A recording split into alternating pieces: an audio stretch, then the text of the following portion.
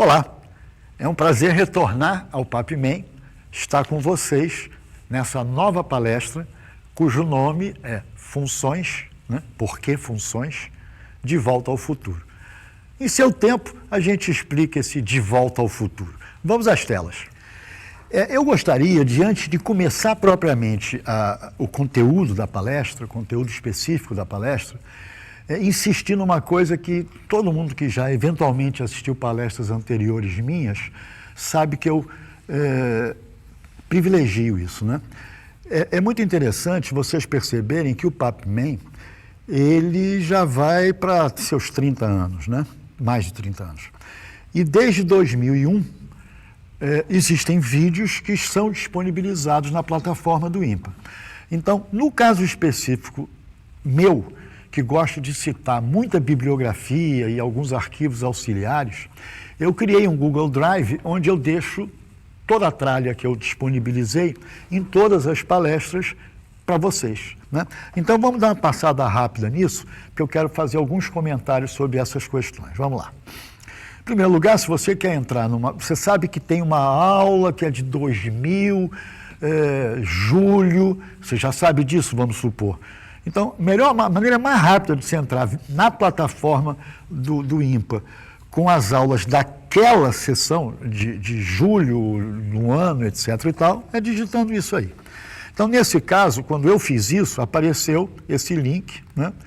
Eu cliquei nesse link e apareceu, então, a tela do INPA que faz a propaganda dessa instância de julho do PapMan. E se você descer do meio para o final, tem exatamente as aulas. Obviamente, vocês já devem ter percebido que, quando começa o PapMan de um determinado dia, essas informações, que são o nome dos documentos de cada professor, viram links. Então, no meu caso, ainda não virou link, porque eu estou gravando antes, né? Então, se eu clicar nisso aqui, aí sim, vai aparecer o documento básico, que no meu caso, começa direto com o link para o meu Google Drive. E para facilitar vocês, se olharem o vídeo lá na descrição, também tem esse link, né? Para você não precisar entrar via o PapMan, esse documento geral do PapMan do semestre, né? Muito bem, no meu caso, eu posso até clicar aqui, você aqui já está vendo que eu estou abrindo o meu Google Drive, mas eu vou sair fora do meu Google Drive pelo seguinte: eu quero continuar no próprio PowerPoint. Ih, peraí que eu fiz uma besteira, né? Tudo bem, não fiz besteira não. Está lá, meu próprio Google Drive, mas só que está no PowerPoint isso para vocês. Observa, aqui estão todas as palestras que eu já apresentei, de 2019 até agora, e tem 3 documentos que são meio padrão, né? A BNCC, que evidentemente quem me conhece há algum tempo sabe que não é exatamente a minha grande paixão. A BNCC Matemática, onde eu coloco uma habilidade em cada linha de todos os anos, né, do primeiro ao nono e mais o ensino médio. Qual é a grande vantagem disso? É que se você quer saber qual é a primeira vez que a palavra cartesiano consta num determinado ano, você vai lá, faz a busca e fica fácil resolver essa parada no Excel. E também o conjunto de todas as aulas do PapMan. É uma outra planilha que eu já tenho disponibilizado nos 3 últimos anos, em que eu tenho a lista de todas as palestras e eu vou mostrar detalhes mais adiante. Muito bem. Se eu entrar nessa palestra de agora, né, eu vou ter uma bibliografia, que é uma outra pasta dentro do meu Google Drive, e 3 documentos associados a esta palestra. O documento básico, sugestões de aulas do PapMan sobre funções, que a gente vai passar rápido nisso. E aqui é que às vezes tem links que eu acho interessantes para mostrar para vocês, de algum professor, etc. e tal, então eu boto num TXT. Vamos em frente. A bibliografia, eu sou um pouco exagerado. Eu sou um pouco exagerado pelo seguinte: eu acho que cultura geral não faz mal a ninguém. Então, se um dia você não quiser ouvir sua novela, você abre um livro desses e lê. Talvez você aprenda um pouco mais do que na novela. Então, sem sacanear, essa terceira bibliografia, eu acho sensacional você saber que existe. Primeiro que da Springer não tem coisa boba, né? A Springer, em 2014, 15, publicou a primeira versão dessa enciclopédia de educação matemática. Gente, vocês não podem imaginar. Qualquer coisa que você pensar sobre educação matemática, dificuldades de ensinar determinado tema, caminhos alternativos, desde a escola, pré-escola até ensino superior. É uma coisa inacreditavelmente competente. E 2020 foi a segunda versão.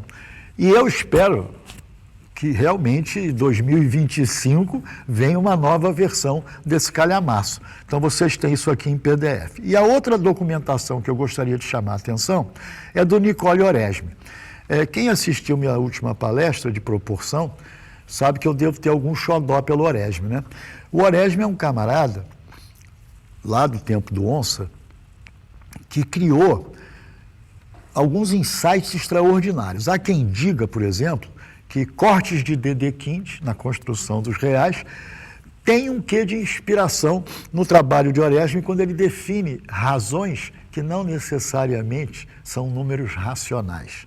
É uma coisa linda de se ver e na minha palestra anterior eu falo sobre isso.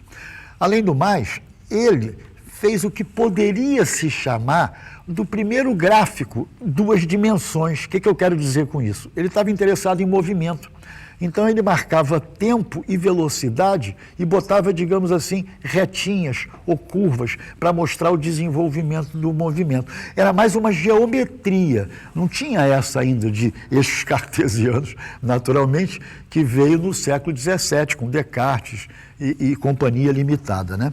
Então, essas duas bibliografias são interessantes. A enciclopédia é para você ver o que tem, né? E o Nicole Oresme, um pouquinho de história. Muito bem. No Google Drive, voltando a ele, tem as aulas do PapMan. Por que eu acho isso importante?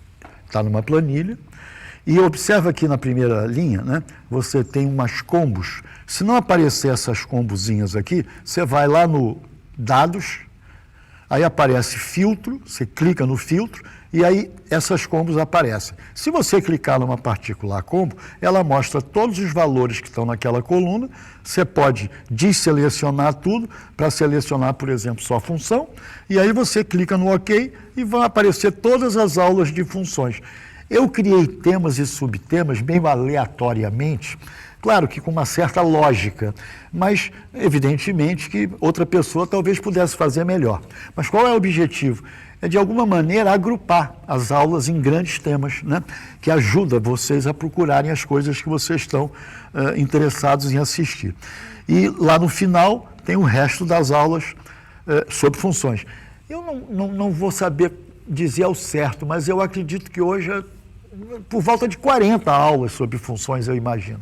Bom, vamos em frente. E por que funções? É o seguinte, eu não vou abordar nessa nossa palestra o estudo de uma particular função, nem a definição formal de função ou informal de função. Porque hoje, se você quer estudar função exponencial, se você quer estudar funções trigonométricas, se você quer estudar qualquer das funções usuais do ensino médio, você tem um monte de aulas sobre isso. Então, o que eu fiz? Eu resolvi inventar uma maratona PapFlix, né? É uma maratona do PapMan, né? Ou seja, não é Netflix, é PapFlix. E qual é a sugestão cretina que eu estou dando? Uma meia dúzia de aulas, um pouquinho mais que meia dúzia, bem da verdade, que você, num fim de semana, vai conseguir, comendo umas 50 pizzas, vencer todas as aulas sobre todos os assuntos abordados nas aulas de funções ao longo dos quase 30 anos de vídeos coletados e disponibilizados para vocês. Então, olha só, de conceitos preliminares, um parênteses. No texto, onde eu cito essas aulas, eu faço uma breve descrição de alguns aspectos relacionados àquela particular aula. Aqui eu estou só listando para a gente não perder muito tempo. Então, conceitos preliminares, lógica, um pouquinho de lógica, com o Antônio Branco, que apresentou isso há uns 5 anos, 2019. Cardinais e funções, porque vejam que interessante, qual é o primeiro contato que a gente tem sobre função. Na verdade, a gente nem se dá conta disso, né? Porque quando a criança começa a contar, ela fala 1, 2, 3. O que ela está fazendo? Ela está fazendo uma bijeção, né? Então, quando você, naqueles cadernos de criança, ligue o bichinho à sua casinha, ligue o bichinho ao que ele gosta de comer. O que você está fazendo ali, em geral, é fazer uma ligação que essa é a característica, no final das contas, do que é número, né? Número é exatamente a característica comum a todos os conjuntos que podem se ligar através de bijeções. Então, na verdade, o primeiro contato sobre função é através da cardinalidade, do conceito de conjunto finito, conjunto infinito. Vamos em frente. E o Paulo aborda isso e aborda também contagem nessa aula. Quer dizer, funções injetoras, bijetoras, etc., crescentes e assim por diante. Aspectos históricos é o livro aberto sobre funções do Gladson e do Michel. Depois, função afim, uma aula do Eduardo Wagner, e eu coloquei essa minha aula de proporcionalidade e aplicações, porque função afim passa por esse caminho, né? A abordagem do Eduardo é diferente, aí elas se complementam. Função quadrática, função exponencial e logarítmica, eu acho muito importante para o professor do ensino médio, e mesmo do ensino fundamental lá no oitavo e nono ano, porque a gente estuda radicais, estuda potências, e normalmente a gente dá uma coxambrada legal, né? Porque você facilmente define expoente inteiro, né? Quer dizer, inteiro positivo. Aí tudo bem, expoente zero, expoente negativo, expoente fracionário a gente já dá uma coxambrada, né? Por que existe o tal elevado a fracionário. Então é bacana porque essas duas aulas de exponenciais, elas te dão o direito, digamos assim, de elevar qualquer número real positivo a qualquer número real positivo. Ou seja, te dá uma justificativa para a gente livremente poder falar na exponencial. O pensamento multiplicativo e a BNCC é uma aula que eu dei, cujo objetivo é muito mais a modelagem, né? É entender, olhando um pouco para o Vergniaud, né? Para o Gerard Vergniaud, quer dizer, o cara dos campos conceituais, que indiscutivelmente eu sou macaca de auditório dele, o pensamento aditivo e o pensamento multiplicativo. Quer dizer, você modela um fenômeno que tem características aditivas, você vai para a função afim. Você modela um fenômeno com características multiplicativas, você vai para a função exponencial. E eu usei como mote nessa aula o elo de ligação, o conceito de média, o conceito genérico de média, que é estar entre. Aliás, essa aula particularmente, eu sou muito exigente comigo mesmo, essa aula eu gostei, cara. Então eu sugiro que você assista, porque ela tá interessante. Esta aula está interessante. E a função logarítmica, né? Ou função logaritmo, que o Luciano também aborda através do GeoGebra, e ele mostra, óbvio, as características da logaritmo como inversa da exponencial. E as trigonométricas. Essa aula eu acho imperdível para qualquer professor do ensino médio. Se você acha que quando a gente fala seno de x, pensando em funções, o x está escrito em radianos, se você ainda acha isso, eu sugiro que você assista essa aula, porque o x definitivamente não é radianos, é um número real. Então, vocês vão aprender um conceito importante nessa aula do Eduardo. Vamos em frente. Ou seja, em um fim de semana, 2 dias, 6 horas por dia, com pipoca ou pizza, você consegue vencer essa maratona Papiflix. Reclamações para o meu e-mail. Bom, por que funções? Esse De Volta ao Futuro é uma brincadeira que eu não posso deixar de colocar, porque eu às vezes sou meio sacaninha mesmo, né? Durante a pandemia, ficou todo mundo meio que preso em casa, né? E num determinado momento eu postei no meu oh meu Deus do céu, no meu Facebook, a gente esquece o nome do Facebook, parece até que é um troço de 100 anos atrás, né? Meu filho diz que só velho posta no Facebook. A minha resposta para ele foi a óbvia. Sim, mas eu sou velho, né? Então eu postei no Facebook há uns 4, 5 anos atrás essa tela. Obrigado, Dr. Brown, por conversar comigo nesses dias tão difíceis. Obrigado, professor Nerhab. Estava sentindo falta de ver outras caras. Eu que agradeço. Então, na verdade, quando eu me lembrei qual seria o encaixe que eu ia dar para a aula, eu não pude deixar de lembrar do ontem, do hoje e do futuro. E aí eu me lembrei dessa porcaria que eu postei lá no Facebook e achei que seria divertido mostrar para vocês. Porque, gente, professor pode até achar que não tem apelido. Se ele acha que não tem apelido, é porque ele não perguntou para a turma. Porque não conheço nenhum professor no mundo que as turmas não coloquem apelido. Eu tenho uma meia dúzia de apelidos. E um deles é o famigerado Dr. Brown. Bom, funções hoje e funções ontem. Funções ontem, eu escrevi há 50 e poucos anos atrás uma apostila para o curso Impacto aqui do Rio de Janeiro, sobre funções. E, na verdade, a parte anterior a funções era abordando os seguintes conceitos: par ordenado, gráfico de um par ordenado, proposições e sentenças abertas.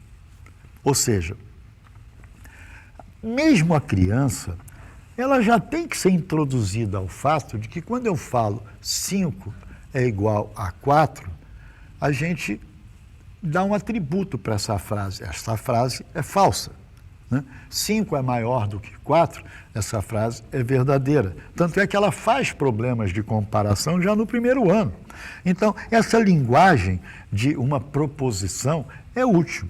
E sentença aberta já seria uma coisa um pouquinho para depois, que são as relações entre objetos na linguagem, na gramática que você está usando, né?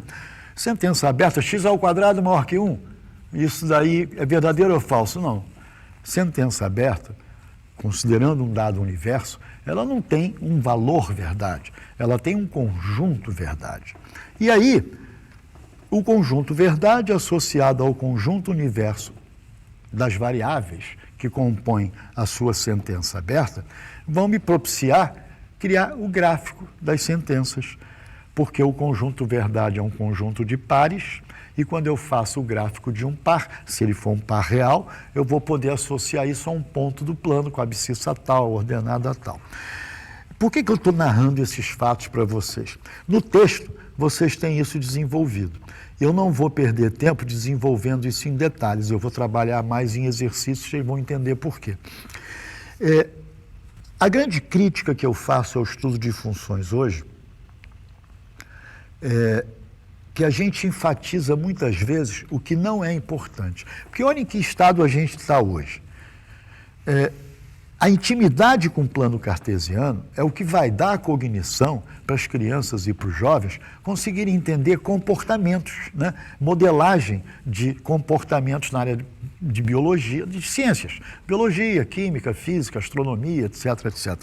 E hoje a gente tem 1 trilhão de aplicativos que resolvem literalmente qualquer coisa que você queira. Veja, eu não estou nem falando nas IA, especificamente, as plataformas de IA especificamente. Todos esses aplicativos têm uma dose de IA, não generativas, mas têm uma dose de IA. Então, a grande questão é, como é que eu abordaria hoje funções? O que eu acho importante enfatizar? Bom, eu continuo achando importante criar uma cognição envolvendo todos esses conceitos que estão escritos aqui. Agora, para pensar uma coisa.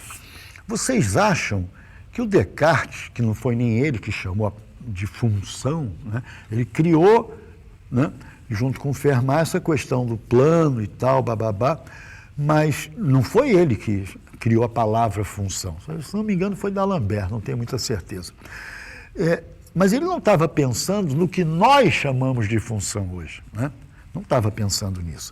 Nem o Newton estava pensando nisso. Aliás, eu falei d'Alembert, não Fermat. O Newton, quando ele começou a trabalhar cálculo, como a gente conhece hoje, é porque, na verdade, função só faz sentido se você está interessado em trabalhar com a variação dela, né? Ou então, mais interessante ainda, quando o seu objeto de investigação é a função. Se você tem uma equação diferencial, quem é a sua incógnita? O que você está buscando? Né? Um comportamento que seja justificado pela descrição da equação diferencial. Então, eu acho que no ensino fundamental e médio, sem dúvida, 99,9% dos nossos exemplos são funções reais de variáveis reais. A gente deve dar mais ênfase ao que vem antes, que é os gráficos básicos. Quer dizer, esquece, num primeiro momento, essa história, domínio contra domínio, imagem, injetora sobre injetora, crescente, decrescente. Cara, isso aí enche os ouvidos da criança e do jovem e ele acaba não dando ênfase ao que é mais importante, é criar uma intuição no plano cartesiano, entre aspas, na analítica da coisa. Não gosto muito de falar analítica, porque eu não estou preocupado com distância de ponto, a reta, nada disso. Eu estou querendo simplesmente saber o seguinte, qual é o gráfico de uma sentença aberta. E hoje, com essa parafernália de aplicativos, onde você escreve uma equação, fotografa com seu celular e aparece o gráfico e ainda pergunta o que mais que você quer saber, perdeu a graça você ser obrigado, como nós éramos, ou eu era, e vários de vocês também, a fazer o gráfico de 500 trinômios do segundo grau. Gente, pelo amor de Deus, quem faz o gráfico de 500 trinômios do segundo grau são os aplicativos. A gente tem que entender qual é o barato da função quadrática, né? Mas fazer gráfico de polinômio do segundo grau, eu vou fazer os primeiros, vou pegar a manha, vou entender qual é a característica geral e muito dessa intuição eu desenvolvo exatamente nos aplicativos. Eu vou dar ênfase, até por uma questão de tempo, né? Eu gostaria de apresentar vários, mas não vai dar. Eu uso muito o Wolfram Alpha e uso muito o Desmos, porque eu acho que o Desmos tem uma interface mais simples que o GeoGebra para as coisas simples. E isso tanto é verdade que o GeoGebra mudou a interface, copiando uma parte da interface do Desmos. E não vou ainda abordar, discutir isso com o Eduardo Wagner, não está na hora de falar em inteligência artificial ainda, porque nosso Brasil tem 2.200.000 professores nos mais distantes rincões. Então, vamos ser realistas. Já dá para se pensar em usar um Google, um Demos? Dá, né? Algumas escolas, mesmo as escolas mais pobres, muitas vezes têm um computador. Pode não ser o top de linha, mas eu não preciso de computador top de linha para rodar o Desmos e rodar o Google, né? Então, eu escolhi usar o Desmos, basicamente, que eu acho que ele pode ser usado no celular, como eu vou mostrar, e pode ser usado numa plataforma tipo um laptop. Vamos em frente.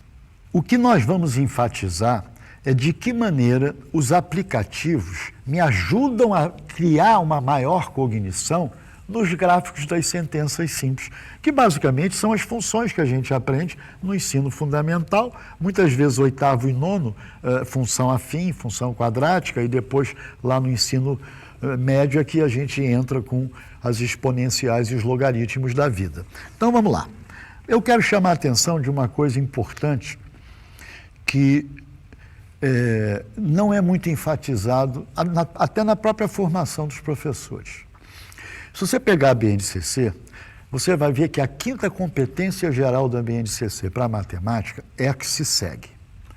Compreender e utilizar com flexibilidade e precisão diferentes registros de representação matemáticos,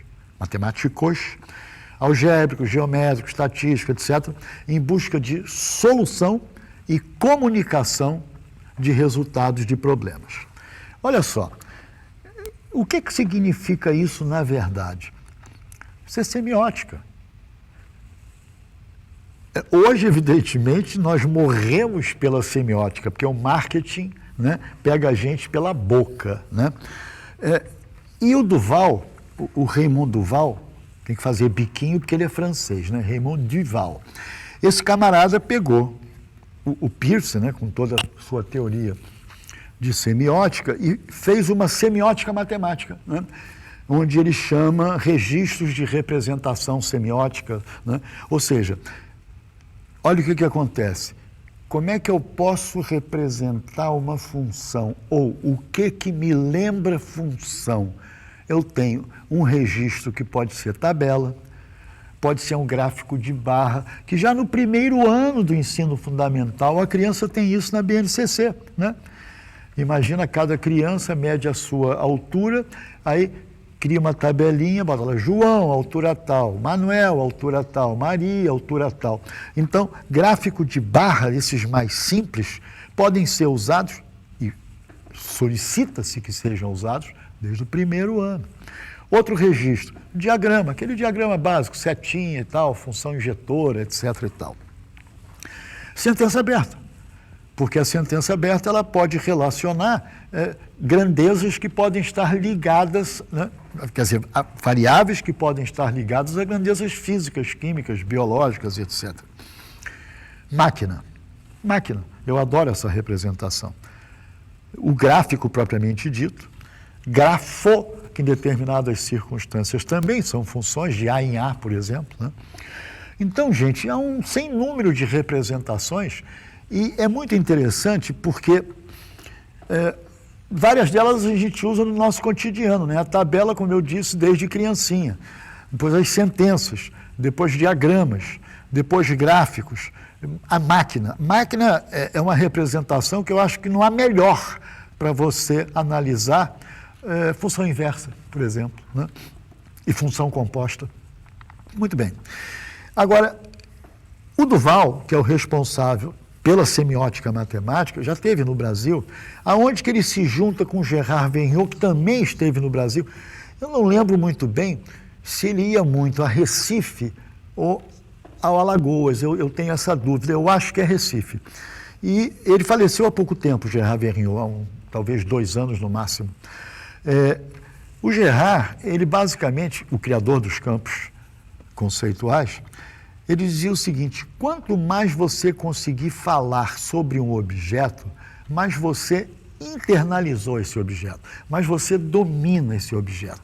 E é claro, na medida que você tem vários signos que te levam a uma representação do conceito abstrato de função, você está trabalhando com a dobradinha Raymond Duval e o Gerard Vergniaud.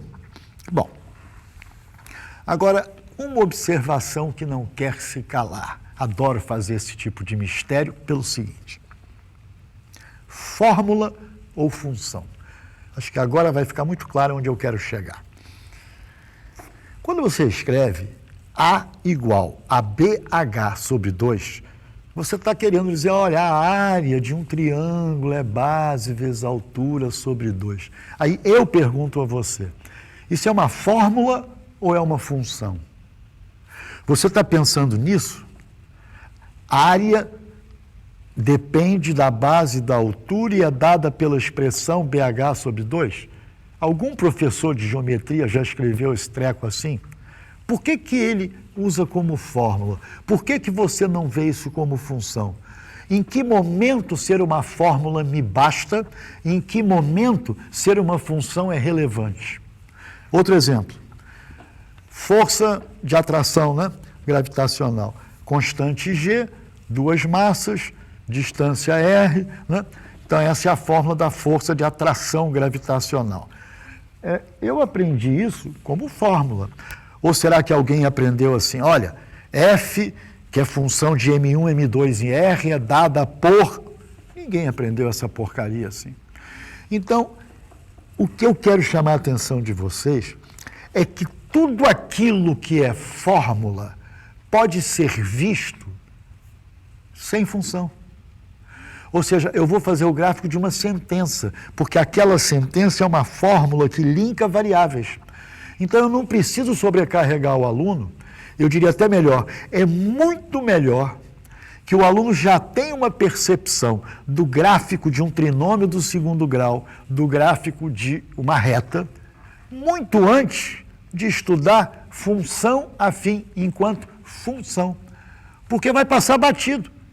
Em 1 aula e meia você resolve o problema da função afim, porque você já trabalhou o gráfico.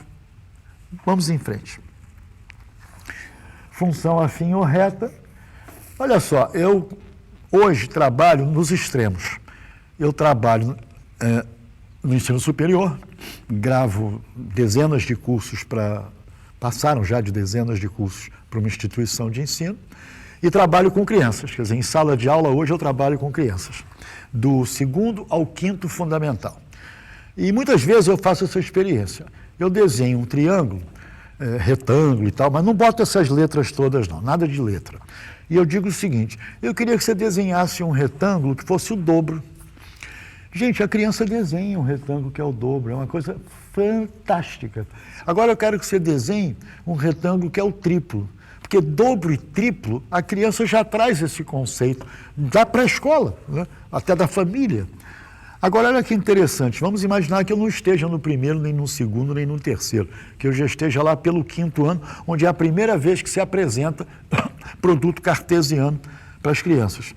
Aliás, eu acho esse nome horroroso para as crianças do 5º ano, porque não se faz absolutamente nada com o plano cartesiano. E está lá, procurar na BNCC, plano cartesiano, qual é a primeira vez que a criança vê? No 5º ano. Ótimo. Aí eu pergunto o seguinte, se eu cortar esses triângulos, vai dar para encaixar esses triângulos? Ou seja, esses 3 vértices vão ficar alinhados? Então, olha que interessante. O primeiro triângulo tem uma certa forma. Eu mantendo a forma desse triângulo, mas dobrando os lados, mantendo a forma desse triângulo, mas triplicando os lados, na hora que eu juntar esses triângulos, A, B e C vão estar alinhados? Gente, então isso é a maneira mais natural de você introduzir y igual a AX. Ou seja, vou imaginar que eu tenho eixos cartesianos. Claro, por que esse treco está alinhado? Semelhança de triângulos. Muito bem. Então, se a base do meu triângulo for x, quanto vai ser a altura desse triângulo que tem a mesma forma que os anteriores? Bom, evidentemente, a conclusão a que a gente chega é o conjunto dos pares de reais x, y, que satisfazem a relação y igual a ax, possui como gráfico uma reta. Apurando a linguagem, o que é a solução de uma equação a 2 variáveis? É um par de valores, onde o primeiro a gente designa, seja lá pela letra que for, vamos supor que são x e y. Então, um par em que o primeiro elemento serve como abscissa, o segundo elemento serve como ordenada. E o que é o gráfico de um par ordenado? É o ponto do plano, cuja abscissa é o primeiro elemento do par, cuja ordenada é o segundo elemento do par. Só para refinar a nomenclatura. E o que é gráfico de uma sentença? É o gráfico do seu conjunto de solução. Ou seja, é o gráfico do conjunto de pares que satisfazem a sentença, que tornam a sentença uma proposição verdadeira. Muito bem. Então, y igual a ax, se eu for fazer o gráfico no plano cartesiano, é uma reta. Ora, então vamos fazer o seguinte, se x for 0, o y dá 0. Se x for 1, o y dá a. Então eu fico com uma coisa assim, né? Essas retas passam pela origem, e se o x for 1, o y é exatamente igual ao coeficiente da letra x na equação. Muito legal. Agora imagina que você, ao invés de entrar em sala e começar a sua função afim assim, você começa assim. Seja f de r em r, tal que f de x, etc. Cara, vai horrorizar a garotada, não é verdade? Então, pelo amor de Deus, pelo amor de Deus. Bom, Agora, vamos melhorar um pouquinho isso. Vamos imaginar y igual a meio de x. Bom, y igual a meio de x, o cateto em pé é a metade do cateto deitado, naquela figura anterior, né? Então, lá vou eu. Se x é igual a 2, o y dá 1.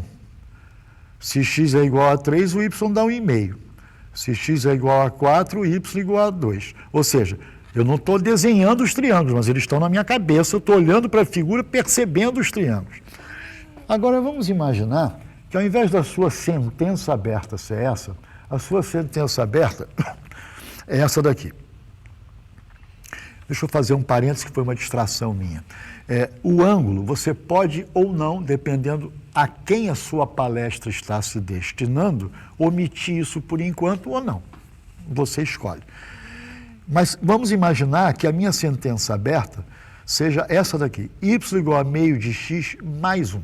Poxa, então o meu y, que é a altura do triângulo, é engraçado, porque se eu for calcular, agora esquece triângulo, vou calcular o valor de y.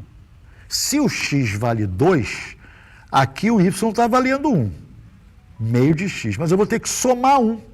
Pô, se eu vou ter que somar 1, e aqui, se x for 4, eu vou ter que somar 1. Sobre 2 dá 2, eu vou ter que somar 1.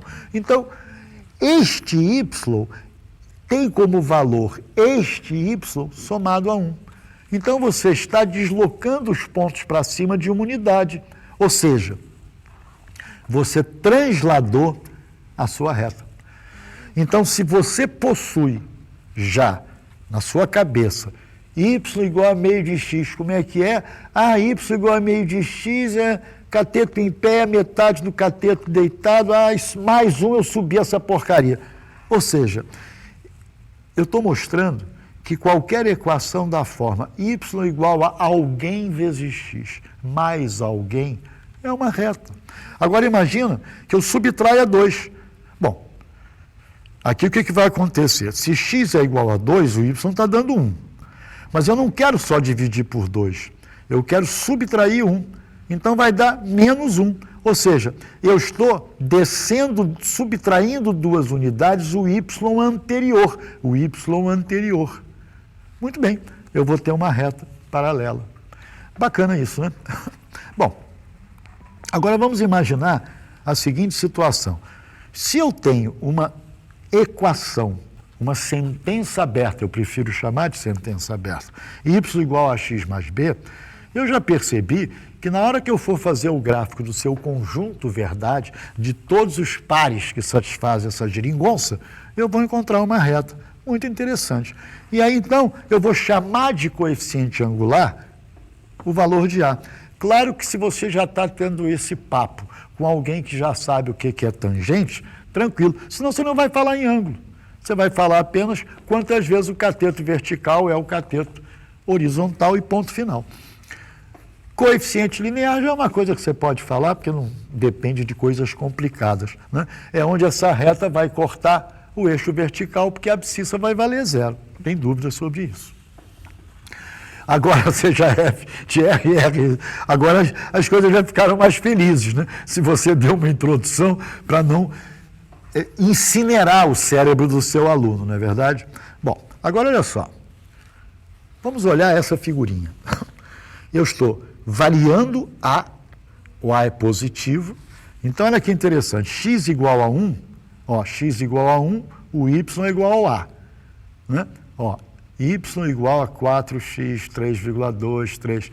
Então, A positivo, a reta forma um ângulo menor que 90 graus com a orientação positiva do eixo x. Né? Agora vamos ver o A negativo. Olha, o que eu acabei de fazer na verdade? Eu usei o GeoGebra, e o GeoGebra permite que você exporte como uma imagem dinâmica. Né? Então, isso na verdade foi feito e isso é uma imagem, né? Eu não estou com o GeoGebra aberto naturalmente. Vamos em frente. Eu, na verdade, vou querer usar o Desmos. Eu sei que a gente pode usar com certo conforto o Desmos no celular, né? Eu vou preferir usar o Desmos aqui no meu laptop, mas eu vou dar uma passada rápida como é que fica a cara. Acho até que quem está com o laptop eventualmente assistindo a aula, entra no Desmos, né? Ou seja, entra no Desmos. No meu caso já aparece logo essa geringonça toda. Eu entro no Desmos e ele me mostra, no Desmos do celular, ele me mostra uma tela, onde provavelmente é a região do gráfico, me mostra uma linha de entrada de sentenças e um teclado. Bom, basicamente, o que acontece se você quer usar o Desmos? Você, se cadastrar, ele vai guardar na nuvem todos os gráficos que você criou, ou seja, todas as, entre aspas, funções que você inventou ou todas as sentenças abertas que você inventou, você pode salvar com o nome que você quiser, e quando você estiver logado no e-mail no qual você se cadastrou, ele já traz tudo da nuvem dele. Quer dizer, você não salva coisa nenhuma na sua máquina, está lá, no seu cadastro do próprio Desmos. O Desmos, na verdade, ele há uns anos atrás, ele era praticamente só uma calculadora. Hoje ele já está caminhando celeremente para sair no pau com GeoGebra.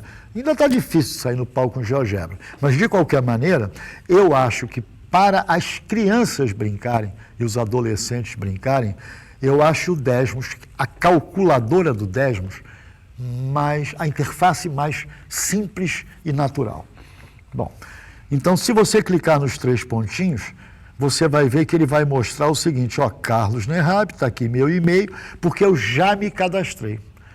No caso, se você pela primeira vez abriu o Desmos, provavelmente, se é que eu me lembro, está escrito cadastre-se, né? Para você criar essa conta no Desmos. Muito bem. Aí a seguir, você digita o que você quiser. É verdade que esse teclado, você leva um tempinho para se habituar, né? Ou seja, essa seta esquerda e direita é para você se deslocar na linha que você está digitando. Essa daqui é o backspace, realmente, e essa é para entrar. Então, por exemplo, se você digita X no teclado, no seu teclado, né? O seu teclado que eu digo do Desmos, e você escreve depois tecla em A2, ele vai entender que você quer elevar ao quadrado esse troço. Então ele vai colocar x ao quadrado. Mas você também pode botar o circunflexo, você está habituado a usar o circunflexo para elevar ao quadrado, ele vai escrever x ao quadrado do mesmo jeito. Bom, claro que a melhor maneira é a gente entrar no Desmos. Então eu vou fazer isso agora. E vou trabalhar essas 3 sentenças. Y igual a x mais b, y menor ou igual que a x mais b, y menor ou igual, aqui, vocês me perdoem, era para ser maior ou igual, eu me distraí, bola para frente. Então lá vou eu para o Desmos. Tá? Estou eu no Desmos, e eu vou começar fazendo o seguinte, eu posso escrever y igual a 2x, simplesmente. Ele já me traça o gráfico. Aqui, ferramentas, uma coisa que é útil é você botar maior de grande, né? Então ele aumenta um pouco a letra e a escala. Então lá está, y igual, eu não me toquei que o meu caps lock estava clicado. Bom, y igual a 2x. Ah, mas se você escrever, por exemplo, f de x igual a 3x, ele entende? Opa, peraí que entrou um igual a mais aqui. Ele entende? Claro que ele entende, mas eu não quero usar notação de função.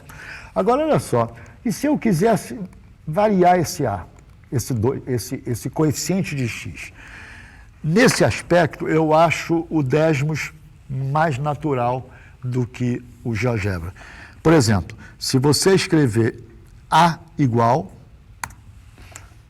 a 5, por exemplo, ele cria um cursor, que existe no GeoGebra. E aqui você pode dizer de quanto a quanto. Vamos supor que eu queira de menos 3 a 3. Tá? E agora eu boto filminho para tocar. Só que aqui eu não quero mais o 2, eu quero um A. E lógico, é muito mais interessante eu pegar esse cara e botar antes, que é um parâmetro, né? Então agora eu vou botar para tocar esse filminho, então o A está mudando e está lá rodando a reta com seu A variando de menos 3 a 3. É lógico que você diz, esse troço está rápido para caramba. Então entra aqui, ó, clica e diminui a velocidade. Ok? Então, aí está a minha reta, y igual a AX. Agora eu posso criar um ponto, por exemplo, ponto P, qual é a notação? P igual, vou colocar de abscissa 1 e de ordenada A. Então, olha que interessante, eu posso criar uma legenda se eu quiser, né? Posso criar uma legenda diferente dessa, quer dizer, ele pode colocar as coordenadas do ponto, ou eu escrevo uma legenda, ponto A ou ponto P. Agora, vamos um pouquinho adiante. Eu vou escrever aqui no meu Desmos, um outro parâmetro, B igual a 5 também, né? E vou colocar B de menos 3 a 3, por exemplo. E vou mudar a minha equação para y igual a x mais b. Então, notem o seguinte, eu vou botar o b para filmar, né? Para variar. Então, você nota que, espera um pouquinho que eu tenho que consertar, né? Porque eu coloquei o meu ponto P 1A. Só que se x igual a 1, agora o y é a mais b. Então, para fazer sentido, para ser coerente, né? Aqui tem que ser b. Tá ok? Muito bem. Então, agora eu vou botar o b para filmar. Então, você nota que a reta está subindo e descendo, como nós havíamos comentado. Eu posso fazer o seguinte, dar uma paradinha aqui, botar aqui igual a 1, e todo mundo sabe que vai ser uma reta a 45 graus, né? E botar o b para correr outra vez. Então, o que eu quero chamar a atenção de vocês? O software aplicativo gráfico, tipo Desmos e tantos outros, ele incentiva a criança e o adolescente a brincarem, a investigarem as coisas. Então, por exemplo, já aconteceu, né, de eu ver aluno escrever coisas do seguinte tipo. Quero ver se ele sabe traçar circunferência, x2 mais y2, igual a 4. Sabe traçar, né? Então, o bacana de você trabalhar com um aplicativo, com uma interface simples, é que você incentiva as crianças e os adolescentes a brincar com eles. Você pode criar desafios para eles, né? Bom, vamos voltar aqui ao nosso PowerPoint, porque agora eu quero mostrar como é que são as desigualdades, né? Aqui eu já tinha chamado a atenção que houve um equívoco, é maior ou igual. Vamos ver o que significa isso. Vamos fazer o seguinte, y maior do que a x mais b. Olha o que ele faz. Quer dizer, eu, na verdade, não preciso nem criar outra que ele superpõe, eu posso fazer aqui mesmo. Y maior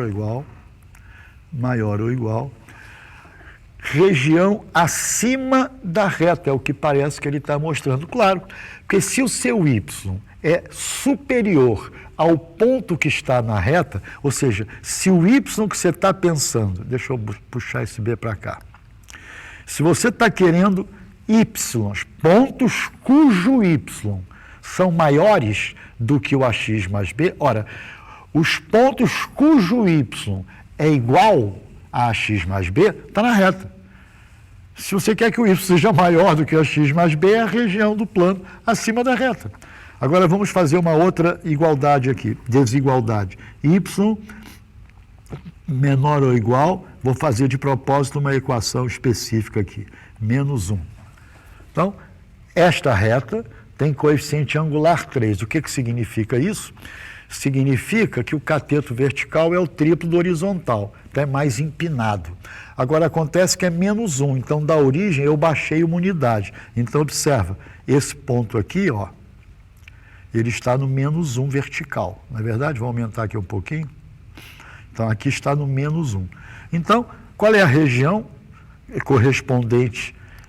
Se fosse um sistema de inequações, o que a gente chama que é a solução de um sistema de sentenças, de um conjunto simultâneo de sentenças? É a interseção dos conjuntos solução. E graficamente o que significa? A interseção dos desenhos associados a esses gráficos de cada uma das sentenças que você utilizou. Então, nós temos aqui, ó, a interseção e aqui. É esse bico, né, de triângulo que vocês veem aí, digamos assim. Bom, vamos agora voltar para nosso PowerPoint e tocar o bonde.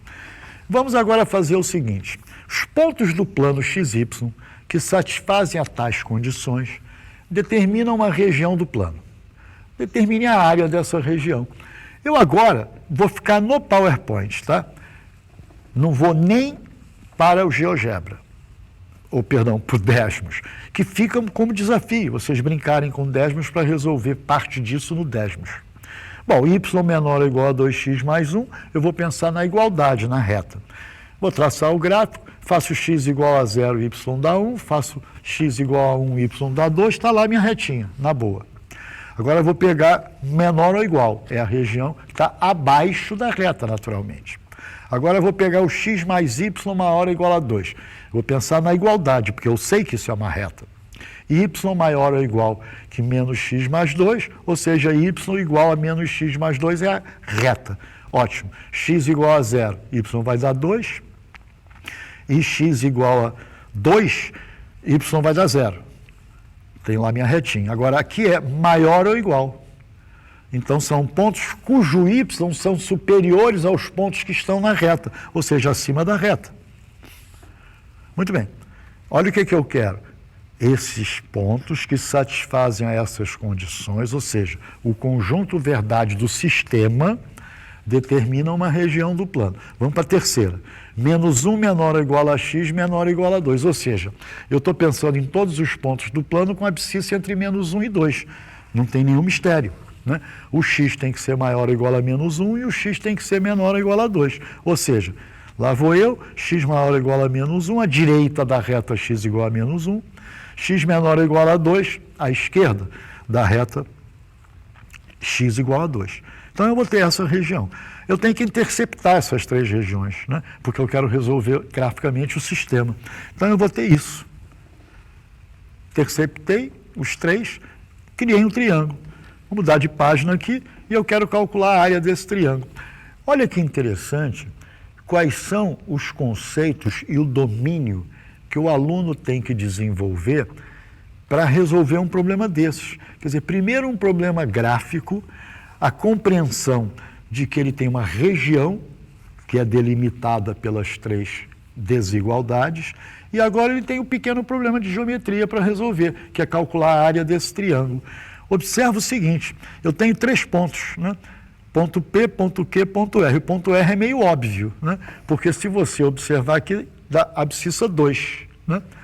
Bacana. Mas, olha só, eu tenho um triângulo que eu posso considerar a base, o QR, e a altura, esse pedacinho aqui, que vai do ponto P até a vertical que contém QR. Ora, mas quem é essa distanciazinha entre o ponto P e o eixo vertical? É exatamente a abscissa desse ponto. Mas esse ponto está na interseção de quais retas, né? Da reta azul e da reta bordô, digamos assim, né? Ou seja, desta reta e desta reta. Então, eu tenho que resolver esse sistema. O sistema é ridículo. Só substituir y lá de baixo que você vai descobrir que o x é igual a 1/3. Então, a altura do meu triângulo vai ser 2, que é a abscissa de Q e R, menos 1/3. Né? Então, a altura vai ser 5/3. Acabou. A área do triângulo, base vezes a altura, sobre 2. Então, eu insisto, trabalhar com aplicativos promove, quando você incentiva, a descoberta, né? Então, antes de você ensinar trinômio do segundo grau, vamos fazer uns gráficos, vamos ver como é que essa coisa funciona. Depois você vai para o algebrismo, para a fatoração, etc, etc. Mas brincar com a geometria da figura é absolutamente essencial. Eu vou pular esse exercício porque é mais ou menos a mesma coisa, tá? Eu vou liberar o PowerPoint com isso, mas eu quero chamar a atenção para esse. O sistema de desigualdade, blá, blá, blá, blá, blá, blá, define subconjunto A do plano cartesiano. Se o ponto PXY é um ponto dessa região, qual o maior valor possível para x mais y? Eu já tracei aqui, eu não quero nem ir para o PowerPoint, para o Desmos, porque não é necessário. Veja, eu tenho duas desigualdades, né? Ou seja, eu vou acabar, olha, abaixo dessa reta, x maior ou igual a zero, y maior ou igual a zero. Então a região que eu quero é essa pintada de azul. Aí eu quero que você me diga o seguinte, para os pontos que estão nesta região, qual é o maior possível valor para x mais y? Agora presta atenção, x mais y igual a 2 não são pontos de uma reta, x mais y igual a 3 não são pontos de uma reta, mas eu sei que reta é essa, x mais y igual a 1 é uma reta manjada. Olha só, x mais y igual a uma constante, o que vai ser isso? Ué, se x for zero, o y é k, se y for zero, o x é k. Então eu vou ficar com uma coisa assim, ó. Se o k for 1, x mais y igual a 1 vai ser essa reta aqui que faz 135 graus, né? Porque ela é paralela à bissetriz dos quadrantes pares, não é verdade? Bacana. E x mais y igual a 2, o que vai acontecer? Opa, a reta vai um pouquinho mais para cima. Opa, x mais y igual a 3.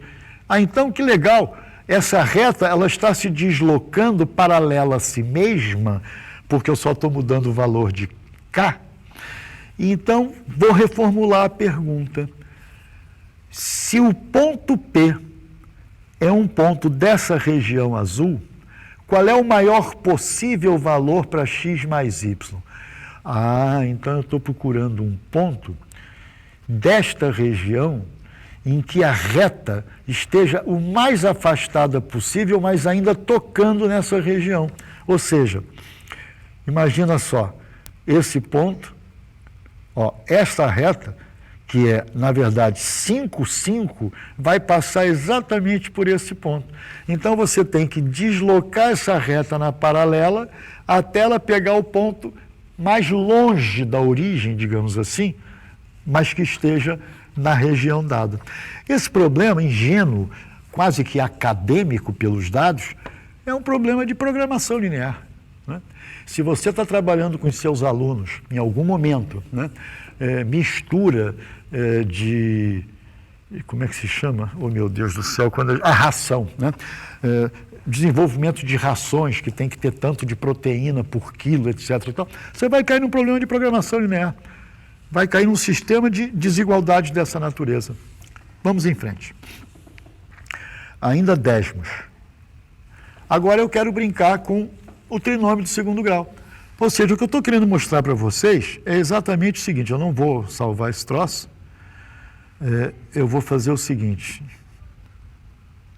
tá legal, vou salvar, chamar de x e vou, novo gráfico. Agora eu vou fazer o seguinte, A igual a 3, B igual a 3, C igual a 3,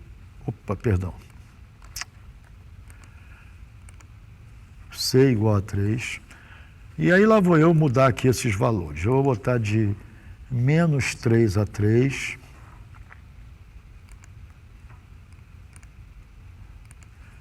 de menos 7, menos 7 a 7, e o C vou colocar de menos 20 a 20. E agora eu vou escrever o meu y. Estão percebendo? Eu não estou dando bola para f de x igual... Eu estou querendo desenvolver a cognição gráfica do aluno e não usar aquela verborragia que envolve o conceito abstrato de função. Y igual a ax ao quadrado. Aqui um detalhe, se você não lembrar de andar para a direita, ó, mais ele vai continuar. Se você estiver aqui, ó, perdão. Gozado aqui ele foi, porque ele já imaginou o expoente inteiro, agora eu dancei. Eu pensei que ele fosse manter, por exemplo, se eu coloco aqui U, ele mantém em cima. Mas se eu escrever simplesmente mais, como eu tinha escrito, só para não passar despercebido para vocês isso, né? Eu estava aqui em cima, né? Quando eu digitei o mais, ele realmente desceu porque ele sacou que eu queria continuar a expressão. Ou seja, já uso uma certa inteligência. Então, muito bem, aí está a minha parabolinha. Agora, se eu fizer o A variar, ela vai abrindo, desce e vira ao contrário, porque virou negativa, né? Ó, vou diminuir um pouquinho aqui a velocidade.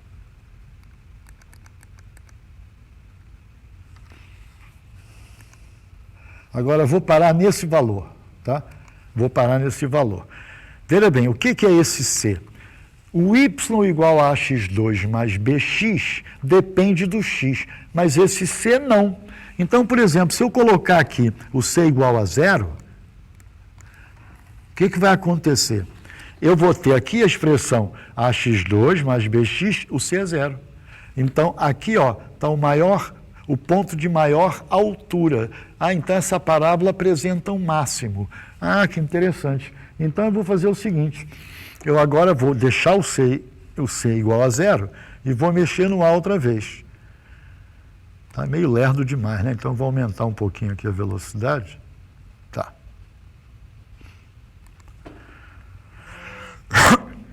Ainda assim ela continua se alargando e tal, né? E subindo um pouquinho. Olha que interessante. Agora eu vou fazer diferente. Vou deixar o A parado. Deixa eu ver num lugar bom aqui. E vou brincar com C. Claro que eu estou subindo e descendo, né? Subindo e descendo essa parábola. Vou criar aqui um ponto, P igual 0C.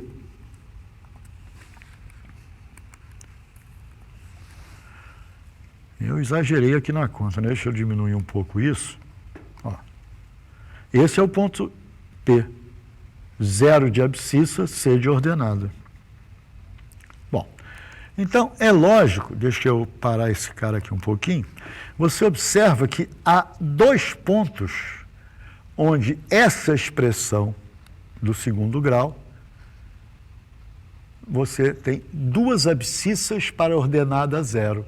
Ou seja, essa curva, esse gráfico, corta o eixo do x em dois pontos.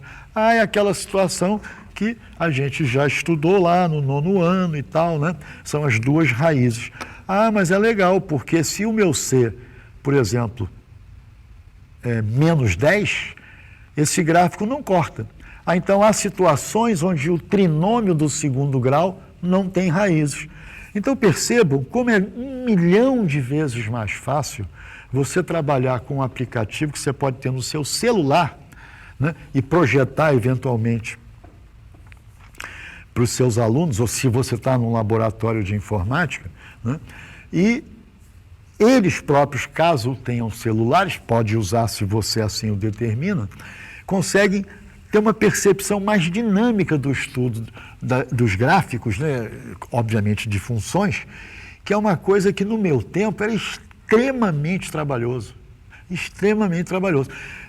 Eu quero chamar a atenção de vocês que eu não tinha nem máquina de calcular de mão quando eu fiz engenharia. Eu me formei em 1969. Eu tinha uma régua de cálculo.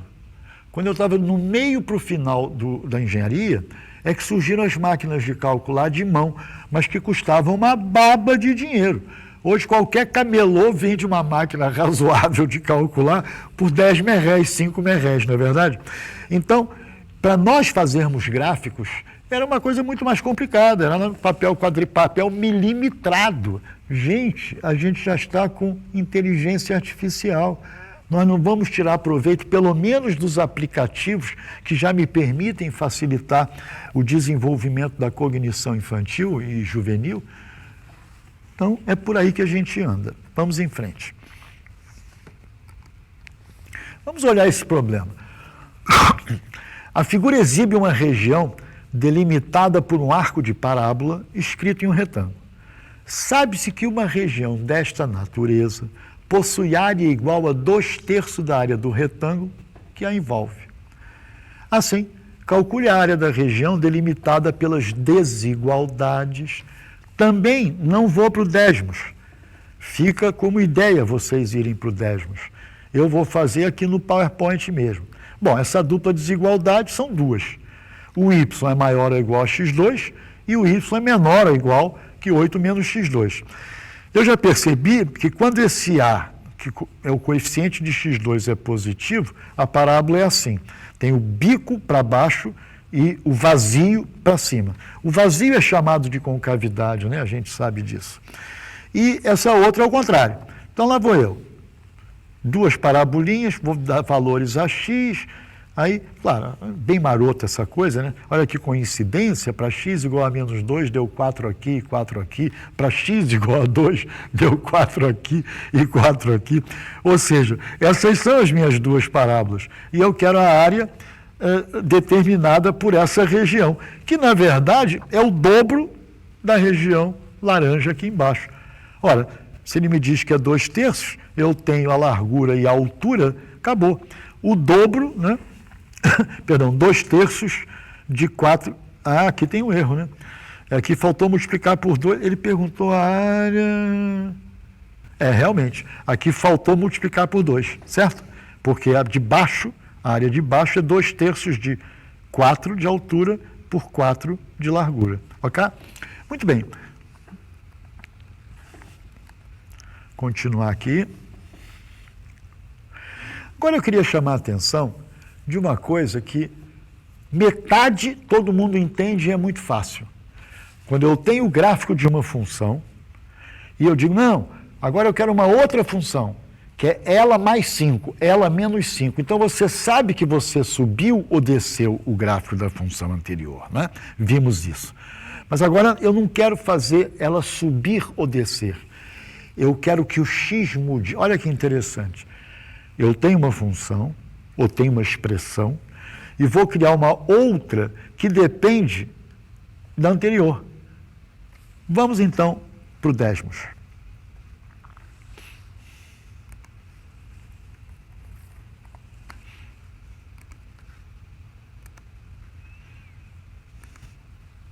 Vamos imaginar a seguinte situação. Aliás, vou fazer diferente. Vou para o Desmos, não.